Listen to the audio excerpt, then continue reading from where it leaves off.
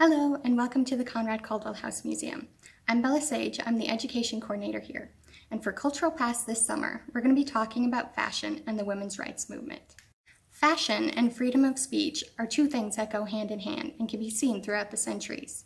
Nothing shows us more than the time period from the Civil War to the 1920s. As women fought for their rights, especially the right to vote, and slowly gained them, women's fashion followed closely with the changing status. Let's take a look. The 1850s saw women's dresses with a small waist made smaller with a corset and a massive bell skirt made with multiple petticoats, a cage crinoline, or a hoop skirt. Daytime dresses had high necklines, often with a white lacy collar and wide long sleeves. Inside the wide open sleeves, a white puffed undersleeve was worn. Embellishment like braid, fringe, tassels, and ribbons were used all over the dress. Dresses were often two parts. The bodice would be tight and fitted. The skirt would often have tiers or flounces to make it more dramatic. The most common material used was silk. In bright patterned silk with plaids or stripes was preferred. The color mauve was the most popular color as it had just been invented. Evening wear had the same type of skirt, but the bodice would have been low cut and off the shoulders with short sleeves or no sleeves. Gloves made of lace or kidskin, wrist length for daytime, and elbow length for evening were worn. A type of bonnet without a brim or back was popular. Shoes were an ankle boot with a short heel and laces. While most women in the 1850s were wearing hoop skirts and corsets, a few daring women wore something else.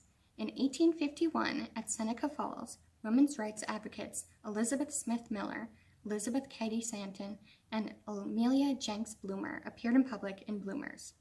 Bloomers, named after Amelia Bloomer, were a dress with a shortened skirt worn over Turkish trousers.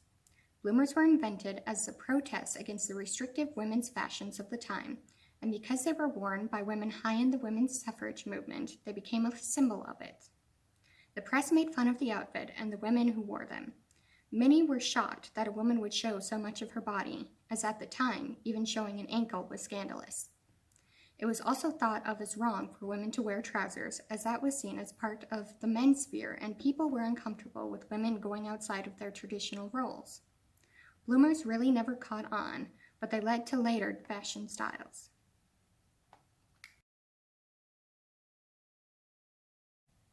The 1860s saw the bell or dome skirt slowly change into a pyramid look. Most of the skirt volume moved to the back so that the skirt was flat in front. The top skirt was frequently drawn up so that the petticoat beneath was shown. Sleeves began to be fitted at the wrist. The largest difference was the bodice of the dress. Women started to wear blouses with short jackets, often in a military style. Bright, bold colors, sometimes garish or clashing, were used.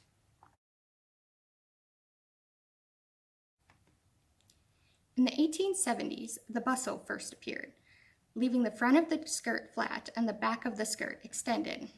Skirts were pleated, gathered, draped, and tucked. Ruffles, ribbons, lace, and beaded trim were on the bodice and skirt. Daytime necklines were made square cut or V-cut, but still high. By the end of the 1870s, a new silhouette appeared, the princess line. The princess dress removed the waist hemline to make long vertical lines without a bustle. Instead of volume at the back, volume started at the hips or knees and ended in long trains. Sleeves were tight-fitting. Bright purples, blues, pinks, and yellows were the most popular colors. Dresses were no longer one color or pattern, but alternated colors between the bodice, trim, and skirt. Another style of dress, the tea gown, was introduced to be worn at home. These dresses were loose and simple so that women could relax without the restriction caused by the princess style.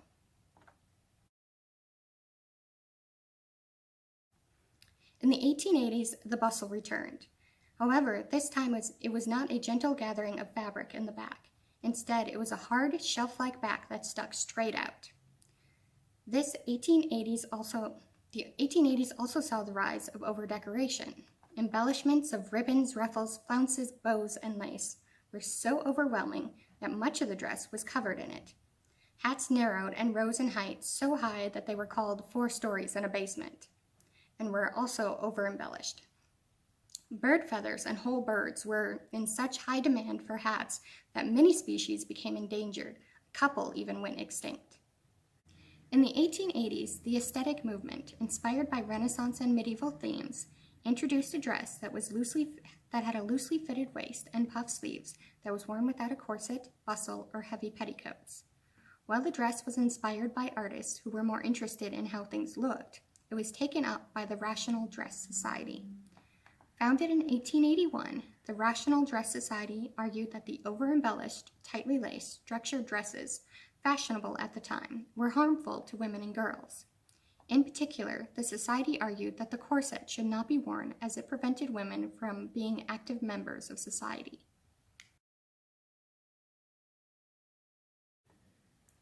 The 1890s saw the rise of the Gibson girl ideal.